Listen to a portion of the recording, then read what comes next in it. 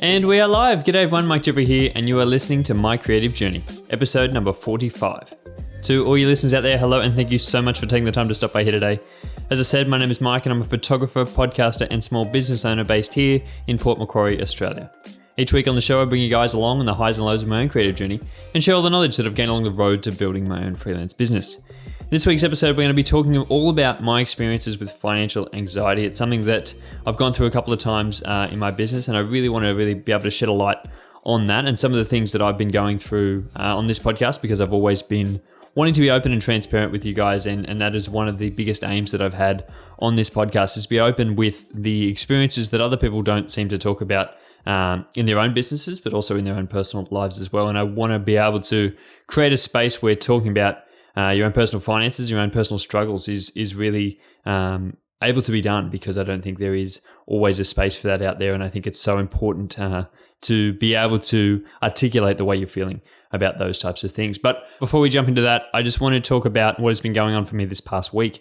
And as you guys know, as I spoke about in last week's episode, I sent out my 2022 calendars last week. So they'll hopefully have arrived to you guys if you've already ordered one. If you had ordered one in the pre-sale, they would have arrived by now. And I've been hearing from a few people saying how nice they are. And I'm very, very grateful for everyone who's ordered them and everyone who has been able to give that feedback, because it's really nice to be able to hear from some people who have been ordering them. But I wanted to speak about today that I've got 10 left. So I've over-ordered on the calendars on the pre-order, and I've got 10 more left if anyone would like to order one. Now, I've got one here. If you are watching the video version, you can see the 2022 calendars right here. I'm holding one. These will be available today as this podcast comes out. So I've got 10 more left. They'll be available today, which is the 26th of November on Friday. There'll be 10 left. So I suppose first in, best dressed to get those first 10. They'll be up there for $25 each if you guys are interested in grabbing one of those calendars, and they'll be there until they're all sold out. So I'm trying to get them out now so that you guys will be able to have them before Christmas. I know a few people have been ordering them as Christmas gifts for other people, which is really nice as well. Been ordering a few of the calendars, so that's really nice. And I got a couple of messages last week asking if I've still got any available. So I've still got 10 left. If any of you guys are interested in grabbing one, I'm really happy with the way that they've turned out, and I'm really glad to be able to get that all sort of wrapped up now, because so I feel like it's a project that I've been working on for quite some time now. So to be able to get those last few out would be really nice. And if you guys are interested in, I will leave a link to where you can pick one up in the description of this podcast, wherever you are listening to it at. But I really don't want to spend too much time on the introduction this week. I'm recording this episode a couple of days after I've recorded the last episodes, and not much has actually happened through this past week, and I'll probably speak on something else in the next episode. But I really wanted to use this episode to speak about a couple of my experiences and a couple of things that I've gone through in the stage of my own business, in the course of actually starting and trying to run my own photography business, but also a couple of things that have happened more recently throughout the probably end half of this year, and it's something that I really wasn't sure that I was going to make an episode about it. I really want to be able to speak about a lot of things, but it can be hard. It can be hard to talk about some of these things. And so I know that if it's a harder thing to talk about, I know it's probably important. And I know that there are other people out there probably experiencing things like I am. So I really want to be able to shed a light on those different types of things and be able to speak about them in a way that other people can understand and other people can relate to. So that is always something that I've been wanting to do here on the podcast. So when I first started my photography business, it was one of the biggest things for me was I was very skeptical about whether I should start an actual business in photography. It was always something that I did as a hobby, but I was never really sure whether I should start it as a business, because one of the big things for me was that it needed to be sustainable and it needed to be able to produce me an income. And that was one of the big things at the start, which I was unsure whether that would be able to produce me an income, whether I'd be able to make that sustainable through having a business in photography. I'd always enjoyed it outside of that. I never wanted to get to a point where it started to become work and it started to become hard to do. It started to become a chore. And then also it became hard to be able to get myself out there, to be able to get work. And that was always one of the big things for me. And it's always continued, I think, to be one of the biggest things in business, is trying to advertise myself, trying to be able to get work. You know, you can be as confident as you are in your own work, you can have the greatest skills you want, but if no one actually sees your work, no one actually books you in, then you can't be working for anyone. And working as a freelance photographer or freelance, any sort of artist, creative, any type of person, if you're not getting your work seen out there in front of those people to be able to book you in for that work, then the end of the day, it doesn't really matter how good you are, because if no one's booking you in for that work, then it doesn't really matter because you're not getting paid. You're going to be quickly out of business. So that was one of the hard things for me walking into this business and walking into starting a business in something that I really enjoyed, in a craft that I really enjoyed up before then. I'd been working as a photographer just as a hobby, I guess, for about 18 months before. And it was never something that I wanted to do as a career because I didn't think it would be sustainable. And I never thought that I'd be able to make any money in it. And I didn't want to really be able to push myself to get clients. I didn't know how to be able to do that. So that was something that I had to sort of jump over in the beginning. But I'm very glad of where it's come to now. And I'm very glad that I have the clients I do. I've been able to work with some amazing people and over the course of the year, and I'm continuing to build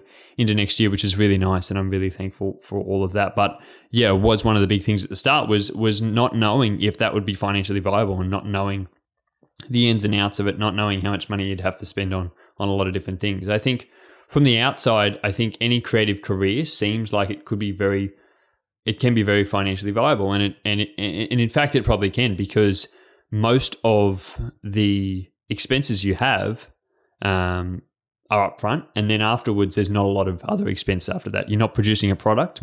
I mean, most of the time you're not producing a product. So you're just working off a service that you're providing. So you're earning money based on your skill set. So you're trading that skill set to be able to get some sort of money from someone else. And most of the time that can work out very well in your favor, especially financially, because there is no output there. There's no expenses, no overheads. Most of the time, if you're working from home, there's a lot of other things that don't have to happen. But the upfront cost, I think, is something that a lot of people forget, in that starting these businesses, it can be very hard, and there's big upfront costs, but there's also other costs throughout the course, and things that you will need to be able to take care of. You do need to have some sort of income to maintain those sorts of things and be able to be sustainable in business. It's not like I could have just walked in and purchased everything up front, and then I would have never had another expense ever again. So there are all those types of things that you do tend to forget about when starting a business, and those were the things that I was trying to understand, I think, at first at the start, because I didn't know a lot about the industry. It wasn't something that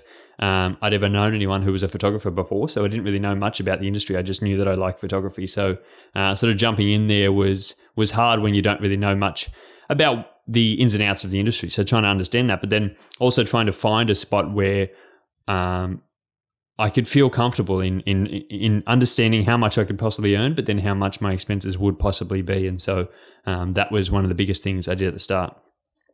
I think the other part that scared me was that creativity is often uncertain, insecure, a little bit insecure work, not knowing whether the work would be continual. So it's still a struggle to this day, and not knowing that I have work every month, every week. You know, I don't have work lined up forever into the future. So that is going to be something that I'm going to have to continue to advertise, continue to put myself out there, continue to book new clients all the time for the rest of my career. And that is never something that overly sounded like something that was very appealing to me. It never sounded like something that, oh, wow, I can't wait to go and do that, because I really can't wait to go and look for work. But as a result, I think if you're going out and looking for work, if you're going out and finding your own work, finding your own clients, finding your own people to work with, you can then earn more money. You can definitely earn more money than someone who is not. Someone who's just happy to sit in a 9-to-5 job and work for someone else who's going to be able to then go and find them work. They're never going to earn as much money, because they're earning the same amount of money, yes, and they're very consistent in that. But you're never going to be able to earn a lot more money. You're never going to be able to increase your prices in that industry, because you can't walk out and charge how much you're worth. You can't control anything on the back end. You're just controlling how many hours you're there at work. And so for me, it was a hard thing to sort of wrap my head around, that unsecure work, wrap my head around the fact that I was going to jump into an industry where for the first few years, it's going to be very hard to maintain work. It's going to be very hard to be able to find work, but then sustain work over the long period of time. And that for me was really hard. I think over the past sort of 12 to 18 months, we've sort of understood that there is no industry really that is secure. I think our old ideas of secure work have really gone out the window with the whole COVID situation, throwing a lot of jobs up in the air and throwing a lot of people out of work for long periods of time. A lot of industries got shut down. A lot of workplaces have changed over. A lot of old workplaces, old industries that are no longer as relevant anymore, with a lot of things moving online. You know, a lot of these industries where we thought the work was very secure is no longer secure. So that in itself, I think, has made me a lot more confident with the decision I made, because to understand that it's just not secure work is great. And I know that, and I'm in very much control of where I head to from here, because I'm in control of the clients that I can go and find. I'm in control of my advertising.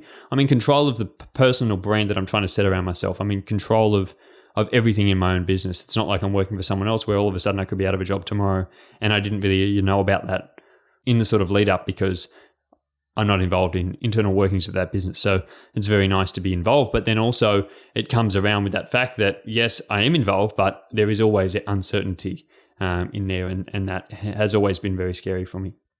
In my business, I was very lucky to have survived COVID. I think last year I was just starting my business at the start of COVID. So COVID didn't really impact me, and all the lockdowns and things like that didn't impact me so much last year. It was a stage in my business where I was growing and expanding and sort of starting a business, really. So having time at home was great, and having time to be out of work and not able to work, it didn't impact me that much because I didn't have work booked in and didn't have anything lined up. And so walking through that, I sort of felt like I'd survived a moment in time almost unscathed, because I was transitioning work during that period anyway, so it gave me time to establish a business. It gave me time to work on it. In the back end, I could do almost all my work from home anyway, so that really didn't matter.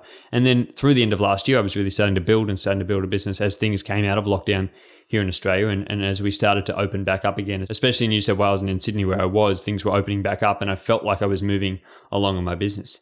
In the early stages of this year then as well, I felt like I was starting to build. I was starting to get more work. I really took the big move of advertising myself as a wedding photographer way back in March now. And that was something that was a long-term play. It was something that I knew was going to be hard to start in. I knew if I didn't already have enough uncertainty in my own business as it was, I was going to add an extra layer on top where the work would probably have to be booked in a long way in advance. And so that work was never going to be able to provide me an income in the here and now. It was probably for more sort of future planning and something that I really wanted to move into. So I knew that I had to get the ball rolling on that as soon as I possibly could. And there was a really good reception around that. I had a lot of work booked in straight away. It was obviously for a lot further in the future, but I had work booked in, and that was really nice to be able to get that work booked in. And I felt like I was moving along fairly well in my business. I felt like every other week there was a new inquiry, there was more work starting to come in. Obviously, moving into wedding photography, the price you can charge on a wedding photography is a lot more than just say an afternoon where I go out and take photos with a family, for instance. If I'm doing a half-hour shoot on an afternoon, I obviously can't charge as much as an 8-hour whole afternoon that I would be shooting at a wedding. So the price tag on these jobs that I was starting to collect were really nice and starting to build in the direction that I wanted to be building in, but also building in the direction of the work that I actually really wanted to do. And I was starting to lean heavily into work that I really wanted to do and work that I was really enjoying.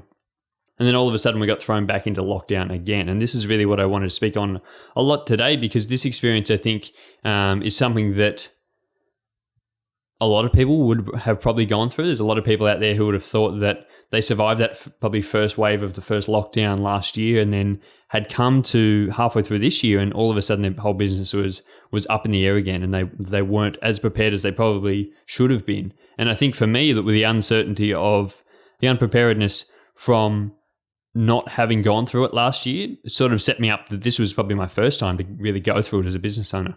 That last year in the lockdown, I was only just starting my business at the start of that lockdown. So it was not as really, I had any work that was thrown out of whack. I didn't have any work that had to be postponed, had to be moved, because I didn't have any work yet. So that whole lockdown didn't really impact me as much as this lockdown did halfway through this year, because I all of a sudden had work booked in. I'd started this wedding photography business back in March. I'd had work booked in for in August. I had another job booked in September.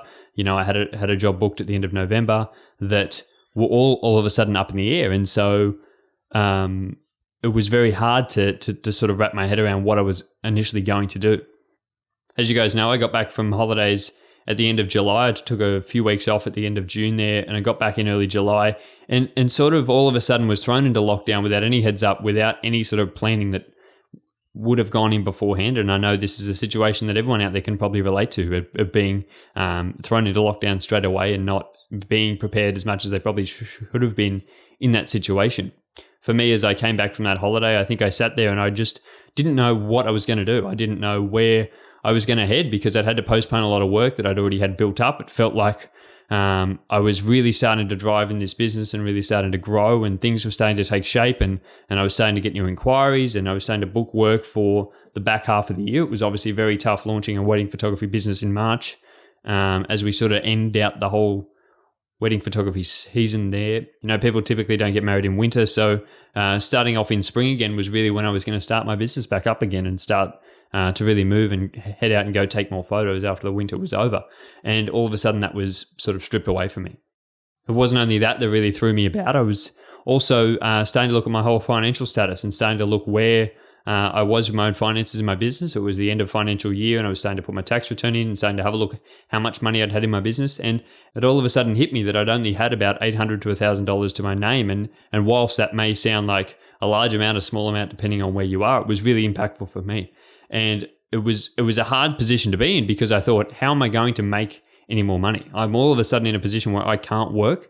I can't go out there and provide the service that I do. The only thing that I do to be able to earn an income is to go provide these services to people, is to go out and be able to take photos for people. And all of a sudden I'm being told that I'm not allowed to do that. And it was a very scary situation for me, because I didn't know what I was going to do to be able to earn more money. I didn't know how I was going to be able to survive, really.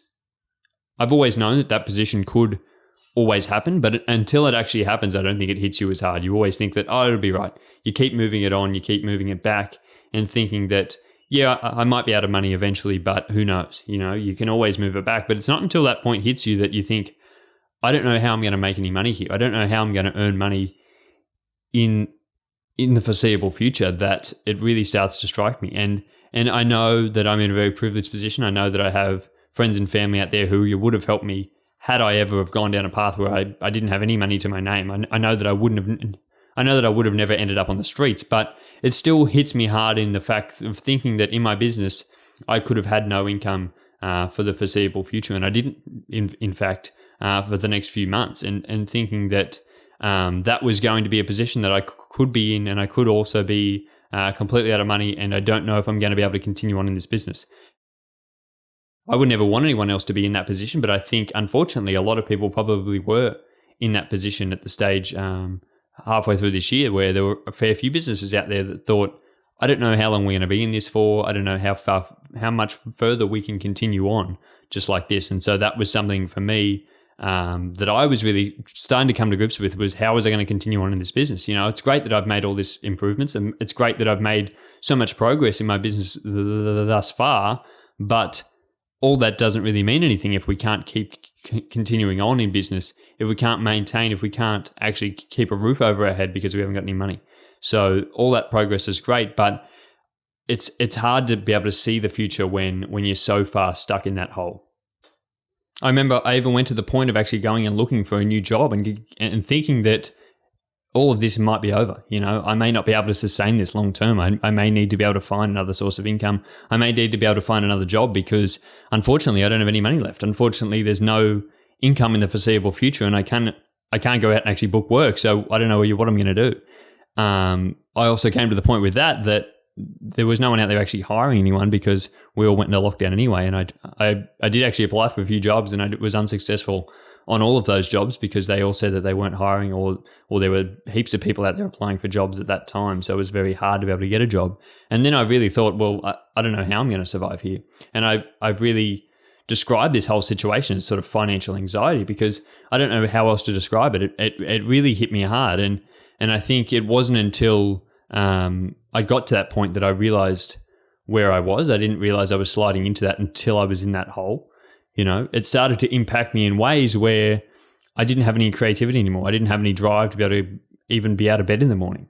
I didn't want to be able to wake up and start the day, because I knew that the day was going to end in I didn't know where it was going to end. I didn't know what I was going to do. I didn't know what I was able to do. And there were a few weeks there where, I didn't feel like I wanted to get out of bed. I didn't feel like I wanted to go and do work, because I couldn't see what the whole point of it was. I felt like I'd been working so hard for so long, and for not much to have come from that, to still be in this position where feeling like I'm out of money and I'm not able to do things I enjoy. I'm not able to go and able to do anything that I really want to do, because I'm not in a financial position to be able to do that. Even though I feel like I'm working as hard as I possibly can, there is nothing sort of starting to come from that.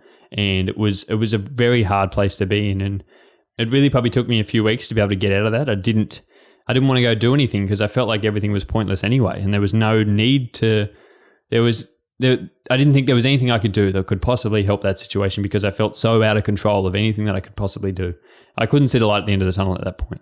I couldn't see where I possibly was going to go from there, and it wasn't until probably a few weeks later that I started to feel some sense of normalcy, some sense of that I was starting to come back, that I really had some sort of drive and ambition back. It hit me hard because I think for a long time I'd been that ambitious person. I'd been someone that had a lot of drive, and I have a really strong why behind why I want to do what I do.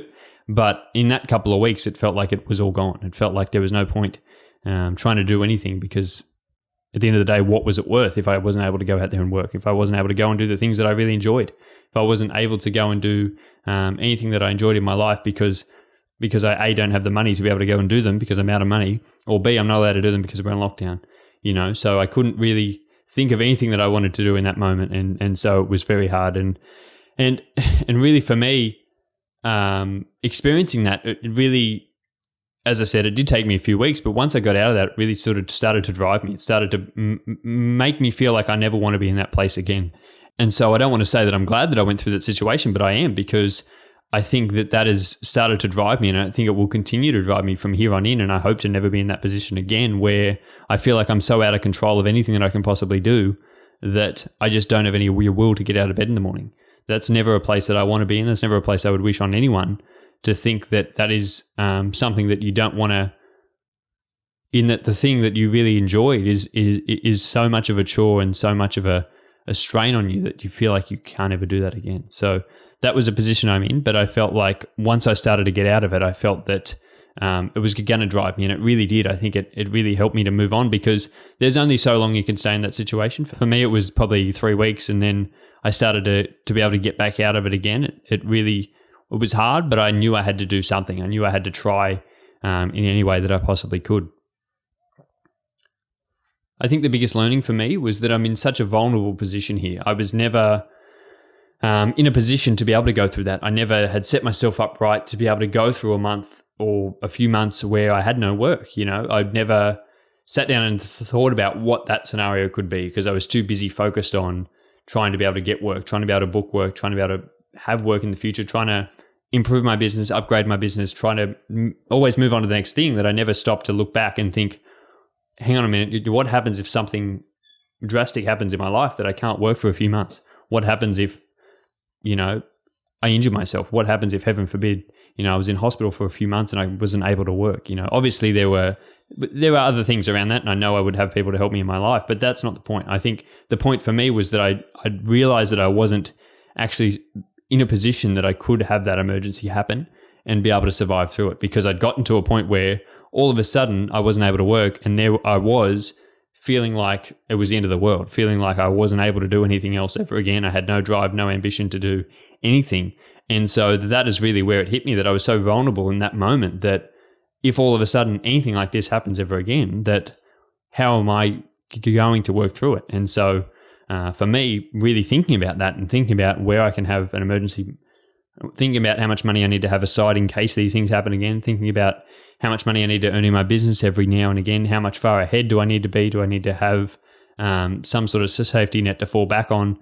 Because as I know, this industry and the work in this industry is unsecure anyway. So anything could happen at any time. The other big learning for me was that I really needed to be able to diversify my income. I needed to be able to diversify streams of income, because there are obviously things that were still able to happen whilst we were in lockdown. And so you probably would have seen me sort of start to go more into advertising my prints, advertising other forms of things online, advertising those sort of hard products that I was trying to be able to sell. It was always something that I really wanted to do. It was great that I had the spare time to be able to do those, but also that came out of necessity, that I needed to be able to make some sort of money at that present time. And so whilst it is something I enjoy, I knew I needed to diversify myself into that. I needed to be able to sell some products, use my photography in the best way that I possibly could to be able to make an income whilst we were in lockdown, whilst I was unable to go do other work, use my portfolio to be able to make as much income as I possibly could on that, and try to make that sustainable. So I've been really leaning into that over the past couple of months, and I've been really enjoying it. I've found that I can actually make money my prints. I can make money through my art and through my other photography. So being able to do that opens me up to a larger audience. And so it's going to be something that I continue to do. And I'm very glad that I had that time. I'm glad that I went through that, because I don't think I would have restarted on my print store after the things that I went through last year. I didn't think that it would be sustainable. But I think once I sort of narrowed it down to something that I wanted to do this year, it really became something that was really positive. And so I would really want to be able to move into that a lot more. And then it started me thinking on, are there other things that I can do? Are there other things that I can use my skills to be able to make more money in my business, and be able to use skills that I have to make money online, to be able to make money not only through physical products, but also through digital products as well. So I've been researching that heavily. That's been something that I've gone down the rabbit hole of quite a lot, in being able to sell some sort of digital products online, to be able to make an income off that. If this were ever to happen again, I still want to be able to make an income online. And it's part of my whole process of wanting to be able to have my business be able to move around a lot, be able to move and not be ever stuck in one location, be able to put things online, I think is the ultimate way to be able to have your business be able to move quite a bit. And so how can I sell digital products online, and how can I move into that industry so that I am prepared if ever something like this were to happen again? And then the other big thing it taught me was, where am I sort of focusing my time? Am I focusing my time on the right amount of things? Am I focusing my time on the products and on the services that are the highest value to me? Am I spending too much time on things that aren't providing me enough value, but aren't providing me enough income as well? You know, there's no point spending all my day working on something if it's not going to provide me any sort of income, if I'm not going to get equally compensated for that, if there's no outcome for it. Is it something that I can sustainably work on? And it really hit me like that there are some things that I was working on in my business that probably weren't going to earn me heaps of money. They were probably things that I enjoyed, but I needed to be able to diversify those and sort of aim those in a way that they were able to make me money. You know, think about the things that I spend most of my time on, and think that I need to be able to putting most of my time into the things that earn me the most amount of money. So working a lot harder on my wedding photography, working a lot harder on my advertising, working a lot harder on my own branding and things like that, and things that will drive clients and drive people to inquire with me, drive new business in the future, because that is the most important thing to me. It's no point having your Instagram up to scratch if you have no clients. There's no point of having all the gear if you've got no clients. So spending time and researching things that aren't going to make you any money is great, because it can help extra on your business. But if you don't have any clients, you can't actually do anything with those things. So making sure, first and foremost, that I'm prioritizing trying to get as many clients as I possibly can. And then not only be able to get clients, but then working on my own prices as well. That was something that I really went back on hard, was looking at how much I was charging for my work. Was I equally compensating myself for the work that I was trying to do? You know, in the beginning of my business, it was clear that I needed to build up my prices, but I think that whole experience escalated that, and it made me really take more value in my work and take more pride in my work, because I know that this is something that I really want to do long term. And so I don't want to be undercharging myself. I don't want to be working out there for free forever. You know, that's never something that I want to be. You know, I really want to position myself as early as possible to provide a quality service. So I feel like I should be fairly compensated for that, and being able to charge the right amount, and working on my prices, and having a look at the different things that I could do in my prices to be able to make myself into that service that people would actually book and people would actually pay an amount for, so that I'm not this stressed heading into the future. And lastly, I think the main thing that it taught me was to only do what you love.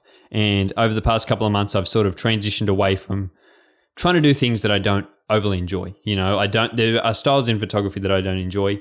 I was working in those before, but I think that after this, it's made me have to put an emphasis on being able to do the things I enjoy. If I'm going to get in a position like this again, if I'm going to have this much stress, if it's going to be this hard, I may as well make it as hard whilst trying to do the things that I enjoy. You know, there's no point being out there working in an area that you don't enjoy and then it also being stressful. You know, you don't need all that on top. You may as well work in an area that you really enjoy. And so I've been trying to really narrow down on the things that I enjoy and trying to go hard at the things that I really love. You know, I love shooting weddings. I've really worked that out over the past few months, over the past year. And that's something that I really enjoy. I really enjoy that connection that I have with the clients, and I really enjoy being able to provide that service on the day. And so really trying to go hard at that and removing the other work that I was trying to do. I felt like I'd spread myself way too thin, and I was working in too many areas because I was trying to focus so much more on being able to earn an income, being able to just have any work that I could possibly have. And as a result, I think that spread myself too thin, that I wasn't able to be in a position where I was an expert at one thing. And that really helped me that whole situation really helped me to understand that I should only be working in the area that I love, because then it will work out for me in the end, because I'll be then seen as the expert in that one area, and I won't have to do as much marketing in all these different areas.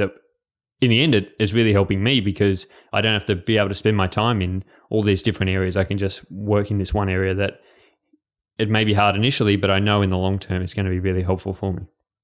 So just rounding out this episode, do I think that photography is a sustainable career, or any artistic career is sustainable? Yes, I do.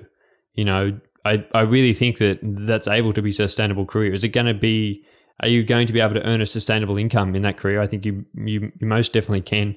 And I think that's been proven over and over again. I think there are enough people in the industry to be able to show you that examples of where that is able to be the case. I think there is enough out there to go around, and I think it's able to be a very successful career and a very sustainable career in the long term. Is an artistic career a hard one to be able to go into?